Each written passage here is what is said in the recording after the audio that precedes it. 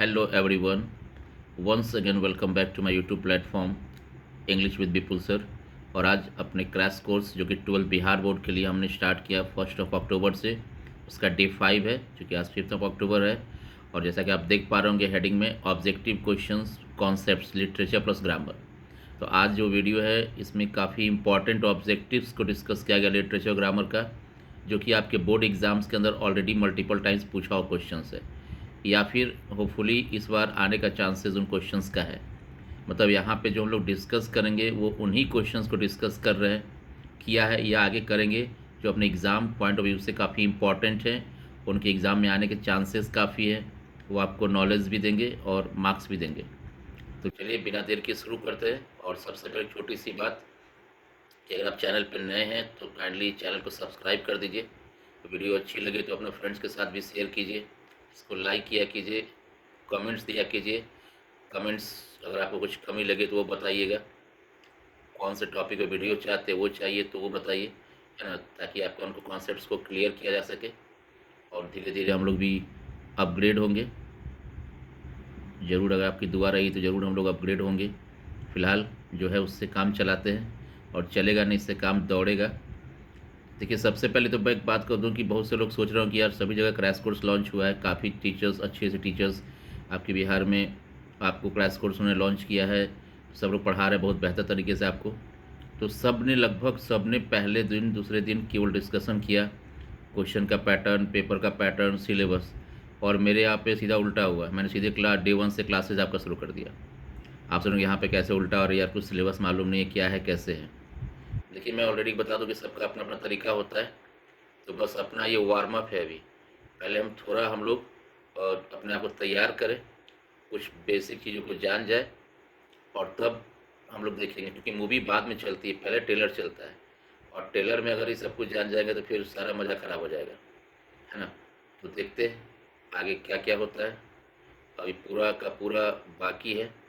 बस एक बात ही कहूँगा मैं आपको कि दिल तो मुझसे लाओगे लेकिन जज्बा कहाँ से लाओगे, ठीक है। तो इंतज़ार कीजिए और चलिए अब आगे बढ़ते हैं। देखिए सबसे फर्स्ट क्वेश्चन क्या है कि the first Indian novel in English, जो सबसे पहला इंडियन नॉवेल है ना, जो भारतीय नॉवेल था किसमें, इंग्लिश भाषा में, उसका नाम क्या था, राजमोहन वाइफ। इसको अच्छे से याद करेंगे, ये पूछा हुआ क्वेश्चन है, इम्पॉर्टेंट क्वेश्चन है, आने का चांसेस है। इसको क्या है, द फर्स्ट इंडियन नॉवेल यानी कि पहला भारतीय उपन्यास किस भाषा में, इंग्लिश के भाषा में, उसका नाम क्या था, राजमोहन वाइफ। और ये पब्लिश कब हुआ, पब्लिश का मतलब प्रकाशित होना, मतलब छपना सिंपल भाषा में, 1864 में छपा। और इसके जो नॉवेलिस्ट थे, मतलब इसके जो उपन्यासकार थे, इसके जो जिन्होंने रचना किया, उनका नाम क्या था, बंकिम चंद्र इनका नाम था। यानी कि ये फर्स्ट जो ऑब्जेक्टिव मैंने आपके साथ डिस्कस किया, इसमें you have to learn, you have to keep in mind 3 points. क्या क्या, राजमोहन वाइफ क्या था, क्वेश्चन ऐसे ही पूछ सकता है कि राजमोहन वाइफ वाज, ठीक है ना। तो ये क्या था, भारत का पहला नॉवेल था इंग्लिश में, फर्स्ट इंडियन नॉवेल इंग्लिश। दूसरा क्या देखना है कि जो पहला भारतीय नॉवेल था इंग्लिश में जो कि राजमोहन वाइफ था, ये पब्लिश कब हुआ, प्रकाशित कब हुआ, तो 1864 में। और इसको जो इसके रचनाकार थे, कह सकते सिंपल भाषा में, या इसके नॉवेलिस्ट जिसको उपन्यासकार कहते हैं, कौन थे, बंकिम चंद्र थे। तो क्लियर हो गया। सेकंड देखिए, the literature of old English, ये मोस्ट इंपॉर्टेंट क्वेश्चन है number second, literature of old English. देखिए लिटरेचर जानते हैं आप, साहित्य, और ओल्ड इंग्लिश का नाम आप सबने सुना होगा क्योंकि आप क्रैश कोर्स कर रहे हैं। इट मीन्स कि आप पहले से सिलेबस से काफ़ी कुछ वाकिफ़ हैं, आपको सिलेबस के बारे में काफ़ी कुछ मालूम होगा, आपने चैप्टर्स को पढ़ा होगा। यहाँ पे क्रैश कोर्स में बस एक फास्ट रिवीजन होता है इंपॉर्टेंट क्वेश्चंस का, बहुत सारे जो इंपॉर्टेंट क्वेश्चंस पूछे हुए हैं या फिर उम्मीद है कि इस साल आएगा, उनको डिस्कस करते हैं। ओल्ड इंग्लिश क्या है, तो इंग्लिश लैंग्वेज का जो डेवलपमेंट का पूरा पीरियड है उसको 3 पार्ट में बांटा गया है, ओल्ड इंग्लिश, मिडिल इंग्लिश और अभी क्या चल रहा है, मॉडर्न इंग्लिश। तो जो ओल्ड इंग्लिश का जो लिटरेचर था, उसका जो साहित्य वो कितने टाइप का था, 2 टाइप का। इसको अच्छे से याद कर लेना है कि ओल्ड इंग्लिश का लिटरेचर, ओल्ड इंग्लिश का साहित्य कितने टाइप का था, 2 टाइप्स का था। देखिए वापस क्वेश्चन नंबर 3, मैंने आपको ऊपर ही बोला कि इंपॉर्टेंट ऑब्जेक्टिव्स है और पूछे हुए क्वेश्चन से आने के भी चांसेस है, दोनों का मिक्सअप किया हुआ है। द वर्ड मैन्युस्क्रिप्ट, देखिए ये क्वेश्चन पूछा हुआ है कि मैन्युस्क्रिप्ट वर्ड का मतलब क्या होता है। तो देखिए लिखा हुआ है मैन्युस्क्रिप्ट मीन्स हैंड रिटन, देखिए मैन्युस्क्रिप्ट को हिंदी में हम लोग हस्तलिपि बोलते हैं। अगर हिंदी भी आपको याद है हस्तलिपि यानी कि हाथ से लिखा हुआ। अब जब ऑप्शन आ गया देखिए हैंड रिटेन, अब हिंदी याद था कि हाथ से लिखा हो तो हैंड का मतलब हाथ, रिटेन राइट होता ना लिखना, तो हैंड रिटेन मतलब हाथ से लिखा हुआ। तो क्लियर हो गया नंबर थर्ड कि मैन्युस्क्रिप्ट वर्ड का मतलब क्या होता है, हैंड रिटेन यानी कि हाथ से लिखा हुआ। तो तीनों क्वेश्चंस अच्छे क्वेश्चन से पूछे हुए क्वेश्चन से, एक्सपेक्टेड क्वेश्चन से, तो अच्छे से इनको लर्न कीजिए। और देखिए एंग्लो सैक्सन्स, अब एक एंग्लो सैक्सन्स के बाद समझिए क्या है। एंग्लो सैक्सन्स जो है एक ट्राइब का नाम है, एक जाति का नाम है, ठीक है। तो यह क्वेश्चन क्या पूछ रहा है कि एंग्लो सैक्सन्स बिलोंग्ड, बिलोंग का मतलब क्या है कि निवासी, तो ये लोग कहाँ से बिलोंग करते थे, कहाँ के थे, कैसे आप बोलते हैं I belong to Bihta, I belong to Patna. तो आप बिलोंग करते बिहटा से पटना से मीन्स क्या कि आपका वो गाँव आप वहाँ के रहने वाले हैं। तो एंग्लो सैक्सन्स जो एक ट्राइब था, एक जाति था, ये कहाँ से बिलोंग करते थे, कहाँ के निवासी थे। तो आंसर क्या है, जर्मनी के। याद रखना एंग्लो सैक्सन्स कहाँ से बिलोंग करते थे, जर्मनी से। देन इनकी भाषा देखिए नंबर 5 है, एंग्लो सैक्सन्स यूज ट्यूटोनिक और जर्मन। अब देखिए एग्जाम में क्या है कि जर्मनी अगर आपको याद है कि सैक्सन्स जर्मनी के थे, तो कॉमन सी बात है जर्मनी का आदमी जो है ग्रीक भाषा बोलेगा, जर्मन भाषा बोलेगा। तो ये ऑप्शन जर्मन जो है ऑप्शन ये नहीं देगा, ऑप्शन क्या देगा, ट्यूटोनिक। तो अब ध्यान से याद रखिएगा कि ट्यूटोनिक वर्ड याद रखिएगा। ट्यूटोनिक क्या थी, तो एंग्लो सैक्सन्स की भाषा थी। या फिर क्वेश्चन ऐसे घुमा देगा कि एंग्लो सैक्सन्स जो भाषा यूज़ करते थे उसका नाम क्या था, है ना, ट्यूटोनिक था। देखिए हालांकि यहाँ पे लिखने में शायद थोड़ा सा ये हो गया गड़बड़। तो एंग्लो सैक्सन्स यूज ट्यूटोनिक, तो ट्यूटोनिक क्या एक भाषा का नाम है ये, तो आप वहाँ पे मार्क कर लीजिएगा कि the Anglo Saxons use Teutonic या जर्मन लैंग्वेज, ये भाषा है, ठीक है। तो कन्फ्यूज़ नहीं करेंगे। नंबर 5 में क्या बताया गया कि एंग्लो सैक्सन्स कौन सी भाषा का यूज़ करते थे, तो जर्मनी के हैं, तो जर्मन तो कॉमन है, सब लोग पकड़ सकते हैं, लेकिन ट्यूटोनिक को याद रखिएगा। देन देखिए 6 क्या है कि एंग्लो सैक्सन्स इन्वेडेड। देखिए समझिएगा, ये नहीं कि नोट कर लिया, स्क्रीनशॉट ले लिया और याद कर लेंगे, याद करने से नहीं होगा, बहुत सारे क्वेश्चंस है ना, आपको बहुत सारे चैप्टर्स पढ़ना है, दोनों बुक्स मिला के काफ़ी पढ़ना है। तो आप समझेंगे तो ऑप्शंस रहेगा, आपको मालूम है कि आपका ऑप्शंस लिटरेचर के अंदर आपका 40 मार्क्स का क्वेश्चन ऑब्जेक्टिव में आएगा और 60 ग्रामर होता है, आपकी मर्जी जो करो। तो लिटरेचर आपके लिए बहुत ज़्यादा हेल्पफुल रहेगा अगर आपने ध्यान से समझ के किया है तो। अब देखिए एंग्लो सैक्सन्स इन्वेडेड, देखिए इन्वेड का मतलब होता है आक्रमण करना, क्या होता है आक्रमण करना, अटैक करना इसको बोलते हैं आप सिंपल भाषा में। तो एंग्लो सैक्सन्स ने इन्वेड किया था कहाँ, इंग्लैंड पे, कब किया था, 5th सेंचुरी में। तो याद रखिएगा क्वेश्चन कैसे भी पूछ सकता है, इसमें 3 टर्म याद रखना है। एंग्लो सैक्सन्स इन्वेड किया कहाँ पे, इंग्लैंड पे, इन्वेड का मतलब आक्रमण किया, और कब किया, तो 5th सेंचुरी में। और एक और क्वेश्चन बन सकता है कि सेंचुरी का मतलब कितना ईयर्स है, तो एक सेंचुरी का मतलब क्या होता है, 100 ईयर्स यानी कि 100 साल होता है। तो याद रखिएगा सेंचुरी का मतलब क्या होता है ना, 100 ईयर्स, 100 साल। तो 3 एंग्लो सैक्सन्स के बारे में अपने बातों को समझा कि एंग्लो सैक्सन्स कहाँ के निवासी थे, कहाँ से बिलोंग करते थे, जर्मनी। एंग्लो सैक्सन्स का लैंग्वेज, उनकी भाषा क्या थी, ट्यूटोनिक या जर्मन, हो सकता है कोई ग्रीक ऑप्शन देते तो एक ही बात है।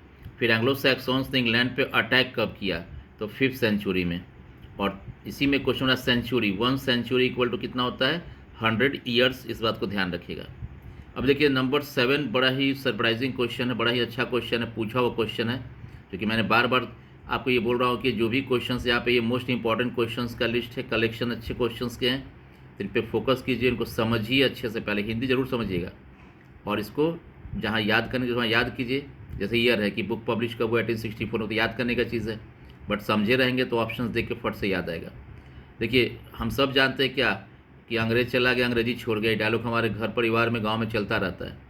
तो इंग्लिश किसका देन है, अंग्रेजों का देन है हमारे देश में, इसलिए हम लोग कहते भी है।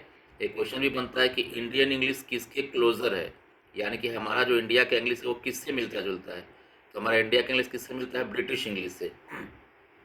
तो एक आश्चर्य की बात क्या है कि जिन्होंने पूरे वर्ल्ड में, है ना, इंग्लैंड के लोगों ने शासन किया, गुलाम बनाया, अपनी भाषा को फैलाया, इनके बारे में बड़ा सरप्राइजिंग फैक्ट है कि the name English and England are not native to England, मतलब जो नाम है उनके भाषा का इंग्लिश और जो उनके देश का नाम है इंग्लैंड, ये दोनों नॉट नेटिव, उनके खुद के नहीं है। देखिए नेटिव का मतलब क्या होता है, खुद का। जैसे आपसे कोई पूछता है आप कहाँ रहते हो, आपने बोला मैं बीटा में रहता हूँ, पटना में रहता हूँ, मुंबई में रहता हूँ, लेकिन पूछा आपका नेटिव विलेज कहाँ है, तो आप फिर कहाँ बताते हो, आपका जो घर है, जहाँ पे आपका पैटर्नल प्रॉपर्टी है, जो आपके एंसेस्टर्स जहाँ पे उनका प्रॉपर्टी है, रहते थे, दादा दादी, नाना नानी, जो भी आपके घर का है अपना रिलेटिव, जहाँ पे आपका जड़ है, मतलब जहाँ आपका एक प्रॉपर्टी है, सारा चीज़, खेत है, बाड़ी है, गांव है, तो उसको बताते हैं। तो खुद का आप बोलते हैं कई बार ये मेरे नेटिव से, मतलब क्या मेरे रिलेटिव से, मेरे नज़दीकी है, मेरे क्लोज हैं। तो यहाँ पे आश्चर्य की बात क्या है कि इंग्लैंड का जो नाम है, देश का इंग्लैंड, और जो नाम भाषा का इंग्लिश, ये दोनों उनका नॉट नेटिव है, ये खुद का नहीं है। मतलब क्या है कि ये दोनों नाम किसी और ने रखा है। और आपको बता दूं कि ये इंग्लिश नाम और इंग्लैंड नाम, ये दोनों किसका देन है? एंग्लो सैक्सन्स का। तो यहाँ पहला तो नंबर 7 में क्या याद करना है कि इंग्लिश और इंग्लैंड, ये दोनों के दोनों जो नाम हैं, उनकी भाषा और उनके देश का जो नाम है, ये इंग्लैंड का खुद का नहीं है, मतलब ये नाम किसी और ने दिया है। तो यहीं पे एक और ऑब्जेक्टिव बन गया कि ये नाम किसने दिया, मतलब अंग्रेज़ों की जो भाषा है इंग्लिश और उनके देश का नाम जो इंग्लैंड है, ये नाम दिया किसने है। तो आपको बता दूं कि ये दोनों नाम किसका दिया हुआ है? एंग्लो सैक्सन्स का है, जिन्होंने 5th सेंचुरी में इंग्लैंड पे अटैक किया था। क्लियर? देखिए नंबर 8, ये भी क्वेश्चन मोस्ट इंपॉर्टेंट क्वेश्चन है। सोनेट, देखिए अ सोनेट।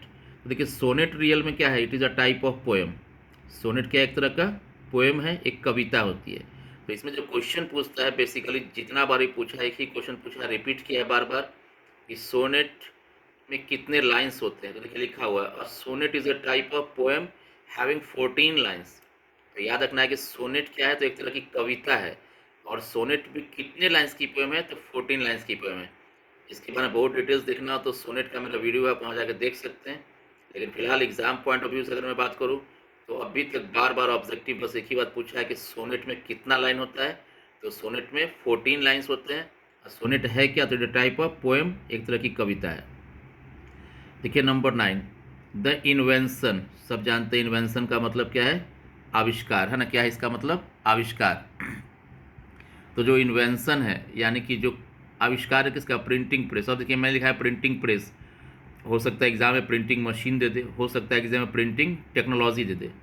तो जो प्रिंटिंग मशीन है, प्रिंटिंग प्रेस है, या फिर आप प्रिंटिंग टेक्नोलॉजी बोल लो, ये जो भी है ना, जिसको हिंदी में आप छपाई मशीन, छपाई खाना कह सकते हो, वो टुक प्लेस यानी कि घटित हुआ। देखिए टेक प्लेस होता है, उसका पास्ट है took place in the middle English period. यानी कि जो प्रिंटिंग प्रेस है, इसका जो आविष्कार हुआ कब हुआ? मिडिल इंग्लिश पीरियड के टाइम पर हुआ, जो कि 1476 में, 1476 में हुआ। ठीक है। और याद रखिएगा कि इसका जो आविष्कार था किसने किया था? विलियम कैक्सटन ने किया था। किसने किया था? विलियम कैक्सटन ने इंग्लैंड में किया था। अब यहाँ पर देखिए क्वेश्चन और पूछता है बार बार कि प्रिंटिंग मशीन क्या है, जो कि बहुत ही इंपॉर्टेंट क्वेश्चन है, ध्यान समझिएगा। इसलिए मैं बोलता हूँ बार बार स्क्रीनशॉट ले, केवल नोट मत कीजिए, बातों को सुना भी कीजिए। अब पूछता क्वेश्चन क्या, जो कि बोर्ड में आया हुआ भी क्वेश्चन, आपके 12 के मंथली एग्जाम्स में भी क्वेश्चन पूछा था कि प्रिंटिंग मशीन के आने से किस पीरियड को सबसे ज़्यादा बेनिफिट हुआ? किसको बेनिफिट हुआ? तब देखिए बच्चे मैक्सिमम गलती करते हैं, आपको बोल देते हैं कि मिडिल इंग्लिश। क्यों? क्योंकि उनको मालूम है कि मिडिल इंग्लिश के टाइम पे ही प्रिंटिंग मशीन क्या हुआ था। तो हम लोग यही सोचते हैं क्या कि भाई प्रिंटिंग मशीन तो मिडिल इंग्लिश के टाइम पे आया था, तो मिडिल इंग्लिश को क्या हुआ, इससे ज़्यादा बेनिफिट मिला। लेकिन याद रखिएगा, आप सब जानते हैं कि मिडिल इंग्लिश कब से कब था? 1150 टू 1500। तो आप देख रहे हैं कि 1476 में प्रिंटिंग मशीन आ तो गया, लेकिन इसके आने के कुछ ही साल बाद इसका पीरियड खत्म हो गया, किसका? मिडिल इंग्लिश का। और फिर कौन सा पीरियड आ गया? मॉडर्न इंग्लिश, है ना।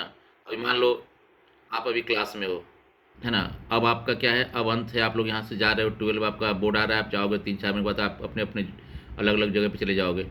अब मान लो आपके लास्ट टाइम पे मैंने क्लास में स्मार्ट बोर्ड लगा दिया, डिजिटल बोर्ड लगा, इसका आजकल फैशन चला हुआ है। तो बेनिफिट आपको मिलेगा, लेकिन आपको थोड़ा सा मिलेगा, आपको 1 महीना मिलेगा, लेकिन आपके टाइम पे लगा। बट बेनिफिट किसको मिलने वाला है? आने वाले नेक्स्ट बैच को ज़्यादा मिलेगा। यही बात यहाँ पे देखिए 1476 और 1500 में क्या हुआ? मिडिल खत्म हो गया, यानी कि इनको तो बेनिफिट मिला, लेकिन पूछा है कि ज़्यादा बेनिफिट किसको मिला। तो प्रिंटिंग मशीन के आने से ज़्यादा बेनिफिट किसको मिला, या पूरा बेनिफिट कर सकते हैं मैक्सिमम? मॉडर्न इंग्लिश पीरियड को मिला। अब देखिए यहाँ पे 3, 10, 11, 12 तीनों क्वेश्चंस काफ़ी इंपॉर्टेंट है। इससे एक क्वेश्चन तो पूछने का पक्का चांस है। मैंने बताया था, तो पहले ही बताया था, ऊपर बात किए थे कि 3 पीरियड था इंग्लिश लैंग्वेज के डेवलपमेंट का, ओल्ड इंग्लिश, मिडिल इंग्लिश और मॉडर्न इंग्लिश। तो ओल्ड इंग्लिश कब से कब है? तो 449 से 1066। इसका सेकेंड आता है मिडिल इंग्लिश पीरियड। तो मिडिल कब से कब है? AD 1150 to AD 1500। देखिए बार बार एडी बोला जा रहा है, तो एडी जो चीज़ है इसका फुल फॉर्म क्या होता है? Anno domini. याद रखिएगा, AD stands for anno domini. Okay. और मॉडर्न इंग्लिश पे, जो कि अभी जो इंग्लिश है कौन सा? मॉडर्न इंग्लिश है। कई बार देखिए एग्जाम में डायरेक्ट क्वेश्चन देगा कि कौन सा है, तो मॉडर्न इंग्लिश। और कई बार पूछेगा अभी जो इंग्लिश चल रहा है कौन सा इंग्लिश, ऑप्शन देगा न्यू इंग्लिश। तो याद रखिएगा आप भी जो इंग्लिश है उसका नाम क्या है, न्यू इंग्लिशेज, क्योंकि काफ़ी नई नई वेराइटीज़ निकल के आई इंग्लिश की। अमेरिकन इंग्लिश, ब्रिटिश आपका पुराना है, अमेरिकन है, इंडियन है, कैनेडियन है, नाइजीरियन है, ये सारे इंग्लिश निकल के आए हैं। तो कई बार इसका नाम अभी न्यू इंग्लिशेज के नाम से भी लोग अभी करंट वाले पीरियड को, मतलब अभी जो एरा है उसको कहते हैं। ठीक है, याद रखिएगा। तो तीनों का पीरियड याद कर लेना है। तो टोटल आपके 13 क्वेश्चंस मैंने डे 5 में डिस्कस किया है, और ये 13 के 13 क्वेश्चंस एक से बढ़कर एक है, मोस्ट इम्पॉर्टेंट है। तो अच्छे से इसको पढ़िए, समझिए और तब याद कीजिए, है ना, क्योंकि मेरा उल्टा सिस्टम आप रटिए मत। आप जितना अच्छा से समझोगे कि क्वेश्चंस को ध्यान से सुनोगे, वो आपके लिए उतना ज़्यादा बेनिफिशियल, क्योंकि ये ऑब्जेक्टिव में आता है। और ऑब्जेक्टिव का एक सबसे बेनिफिट ये है कि अगर आपने कभी भी पढ़ा है, सुना है ध्यान से, तो बड़े ही ऐसे आप भूल जाओ, कोई पूछे नहीं पता, आप आपके दिमाग में ना आए, लेकिन जैसे आपने ऑप्शन देखा तुरंत स्ट्राइक करेगा। ठीक है, और लिटरेचर पे ज़्यादा फोकस कीजिए, क्योंकि लिटरेचर आपको धोखा नहीं देगा। आपने भी एक कहावत घर में सुना होगा, अब तो मोबाइल का ज़माना है, आप मोबाइल पे ही बिजी रहते हो, लेकिन पहले जब मोबाइल का यूज़ कम था, जब हम लोग अपना बचपन सच में जीते थे, फैमिली के साथ सच में बैठते थे, तो वहाँ पर लोग कहते थे क्या, क्वेश्चन पूछते थे हमारे घर में, इफ़, अगर, बट, लेकिन, वाट मीन्स क्या, है ना, बताओ तो जानो, ऐसा बोलते थे। आप सोचिए, हम लोग सोचते यार क्या होगा, यार वाट मीन्स क्या होगा। क्वेश्चन में ही आंसर था, इफ़ का मतलब क्या था, अगर, बट का मतलब क्या होता है, लेकिन, और वाट का मतलब क्या होता है, क्या। तो उन्होंने क्वेश्चन क्या पूछा, इफ़, अगर, बट, लेकिन, वाट मीन्स क्या। तो आंसर तो बता दिया, हम लोग सोचते थे यार क्या होगा क्या होगा। इससे क्या समझे, इस कहावत का मतलब क्या है कि ग्रामर कितना भी पढ़ के जाओ, फंसने का चांसेज हो सकता है। लेकिन लिटरेचर अगर आप पढ़ के जा रहे हो कि एंग्लो सैक्सन्स ने इंग्लैंड पर अटैक किया 5th सेंचुरी, तो ऐसा थोड़ी कि वहाँ जाकर 6th सेंचुरी हो जाएगा, नहीं ना। तो यही बात समझना है, सोनेट में 14 लाइन्स होती है, तो 14 लाइन्स होती है, वहाँ जाकर थोड़ी कन्फ्यूज आएंगे, वो क्वेश्चन में बदल जाएगा कुछ और, वहाँ 18 लाइन्स हो जाएगा, ऐसा कुछ नहीं होता है। इसलिए लिटरेचर पर फोकस कीजिए अच्छे से, क्योंकि 40 मार्क्स का ऑब्जेक्टिव रहता है, और 40 में अगर आपने 30-35 भी कर लिया अच्छे से, 30 मार्क्स भी अगर आ गया, तो 60 ग्रामर है, 60 में से आप आराम से 20 कर सकते हो। और आगे डिस्कस करेंगे, जैसे मैंने कहा है कि बस टेलर है, वार्म अप कीजिए, अपने आप को धीरे धीरे तैयार कीजिए, समय बहुत अच्छा खासा हम लोगों के पास है, खूब आराम से होगा, हड़बड़ाना बिल्कुल नहीं है। चलिए ग्रामर कुछ टॉपिक्स की बात करें। देखिए सबसे पहला जो टॉपिक है क्या है, स्टार्ट स्टॉप के तुरंत बाद वर्ब प्लस आईएनजी का यूज़ करना है। आप सब जानते हैं कि वर्ब का कितना फॉर्म होता है, 5 फॉर्म्स होता है, V1, V2, V3, V4 और V5। देखिए V1 तो ओरिजिनल फॉर्म, इसको तो पहचानने में कोई दिक्कत है नहीं। V5 में भी कोई प्रॉब्लम नहीं है, V5 में ACS लगता है, V4 में ING लगता है। बच गया V2 और V3। तो इसका एक सिंपल सा ट्रिक मैं बताता हूँ। V2 और V3 को पहचानने की तरीका है कि V2 को समझ लो क्या, कि वो ऐसा इंसान है जिसकी गर्लफ्रेंड उसको छोड़ के भाग गई, वो अकेला है। और V3 जब चलेगा तो गर्लफ्रेंड के साथ चलेगा, जिसको देख के V2 हमेशा रोता रहता है। अब ये गर्लफ्रेंड है कौन, तो V3 की गर्लफ्रेंड उसकी हेल्पिंग वर्ब है। तो याद रखना है कि हेल्पिंग वर्ब के साथ ही हमेशा क्या आता है, V3 आता है, और V2 हमेशा क्या आता है, अकेला आता है। तो ऐसे पहचानने का ईजी वे है ये। तो देखिए रूल क्या है, स्टार्ट स्टॉप के तुरंत बाद वर्ब प्लस आईएनजी का यूज़ करना है। मतलब अगर स्टार्ट है, देखिए एग्जाम्पल है, स्टार्ट राइटिंग, स्टार्ट राइट नहीं, स्टार्ट राइटिंग। स्टॉप लाफिंग, देखिए आप एग्जाम में अक्सर सुनते होंगे, टीचर बोलते हैं स्टॉप राइटिंग, टाइम खत्म हो गई भाई, है ना, तो स्टॉप राइटिंग बोलते हैं। क्यों बोलते हैं, मतलब स्टॉप के बाद आ रहा है। बोलो स्टार्ट राइटिंग, समय आपका स्टार्ट हो गया, स्टार्ट राइटिंग, तो लिखना शुरू करो। तो रूल को ध्यान रखना है, स्टार्ट और स्टॉप के साथ क्या लगता है, तुरंत बाद V4 लगता है। अगला देखिए क्वेश्चन प्रीपोजिशंस है। अब प्रीफर, काफ़ी इंपॉर्टेंट ये क्वेश्चन है। प्रीफर, देखिए प्रीफर का मतलब क्या होता है। कई बार आप बोलते हैं कि नहीं नहीं मुझे तो चाय से अच्छा कॉफ़ी लगता है ना, नहीं नहीं मैं तो वो रैप सुनने से ज़्यादा क्लासिकल म्यूजिक सुनने मुझे पसंद है। रैप समझ रहे हो, गाता है ना आप लोग, मम्मी आ गई क्या, शर्मा आ गई क्या, यो हनी सिंह, तो वो है। और कुछ लोग को कथकली और कुछ क्लासिकल म्यूजिक सुनने में अच्छा लगता है। तो यहाँ प्रीफर हो, ये प्रीफर मतलब किसी चीज़ की तुलना में कंपेयर करना। तो प्रीफर शब्द के साथ टू प्रीपोजिशन लगता है, प्रीफर के साथ क्या लगता है, टू लगता है। देखिए example, I prefer tea to coffee, है ना, तो प्रीफर के साथ क्या लगाना है, टू का यूज़ करना है। नंबर थर्ड है, देखिए अगर सेंटेंस द नंबर ऑफ से स्टार्ट हो, ये भी क्वेश्चन पूछा क्वेश्चन है। ये तीनों मैंने जो यहाँ डिस्कस किया सब क्वेश्चन आया हुआ है और रिपीटेड क्वेश्चन है ये।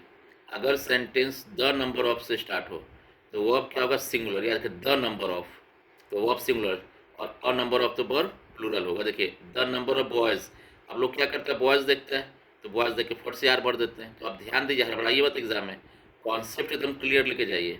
द नंबर ऑफ, अगर कोई भी सेंटेंस का स्टार्टिंग किससे होता है, द नंबर ऑफ से, तो वर्ब क्या होता है, सिंगुलर। और अगर किसी सेंटेंस का स्टार्टिंग किससे होता है, अ नंबर ऑफ से, तो वर्ब क्या होता है, प्लूरल। अब देखिए फर्स्ट में द नंबर ऑफ, यानी कि बॉयज देख कर स्टार्ट किससे, द नंबर ऑफ, तो क्या हो जाएगा इज, अ नंबर ऑफ तो वर्ब क्या हो जाएगा, आर। अब क्वेश्चन ये दिमाग में आता है कई बार, क्या दोनों में डिफरेंस क्या है। अगर हम लोग अ और द को हटा दे, दोनों सेंटेंस तो सेम लग रहा है। देखिए द नंबर ऑफ का मतलब क्या, देखिए आप जानते हैं द एक आर्टिकल है, कौन सा आर्टिकल है, डेफिनेट आर्टिकल है। तो यहाँ पे जब आप बोलते हो द नंबर ऑफ, डेफिनेट का क्या, पक्का, श्योर, निश्चित, यानी कि यहाँ पे जो बच्चे इंक्रीज कर रहे हैं, यानी कि बढ़ रहे हैं, जिनकी संख्या बढ़ रही है, वो लिमिटेड नंबर में, मतलब 10 20 25 लड़का बढ़ रहा है। लेकिन अ नंबर ऑफ का मतलब लगातार बढ़ रहा है। तो वही मैं आपसे भी कहना चाहता हूँ कि आप लोग इस चैनल को सब्सक्राइब करके जल्दी जल्दी सब्सक्राइब बढ़ाइए थोड़ा, ताकि हम लोग भी थोड़ा और अपग्रेड करके आ सकें। तो आई होप कि आपको इसमें अच्छे से सब समझ में आया होगा, और आपके लिए एग्ज़ाम में भी काफ़ी ये वीडियो बेनिफिशियल साबित होगी, और ये क्या, मेरी हर वीडियो आपके लिए बेनिफिशियल साबित होगी। तो चलिए फटाफट आप अच्छे से इसको नोट कर लीजिए, ज़रूर से नोट कीजिए। मैंने बोला था कि एक अलग कॉपी बना लेना, जिस पर डे 1 डे 2 डे 3 ऐसे करके लिखते जाना, जो आपके लिए काफ़ी बेनिफिशियल साबित होगी। एग्ज़ाम के टाइम आपको रिवीजन करने में ईजी होगा, है ना। तो आप ध्यान से इसको नोट कर लीजिए, पढ़िए, रटने पे ध्यान कम दीजिए, समझने पे ध्यान ज़्यादा दीजिए, ठीक है। इस बात को हमेशा ध्यान रखिए, और रटने के चक्कर में पढ़ेंगे तो आपको दिक्कत हो जाएगी, इस बात को बिल्कुल क्लियर समझिए। ग्रामर के 3 कॉन्सेप्ट मैंने दिया है, और तीनों के तीनों मोस्ट इंपॉर्टेंट कॉन्सेप्ट्स हैं, जिसको बहुत ध्यान से समझिए। तो चलिए, आई होप आपके लिए अच्छे से सब कुछ क्लियर कर दिया गया है। तो एक बार फिर से रिक्वेस्ट है कि सब्सक्राइब ज़रूर कीजिए, दोस्तों को शेयर कर दीजिए, और कमेंट करें आप कौन कौन से जगह से इस वीडियो को देख रहे हैं। चलिए, थैंक यू, बाय।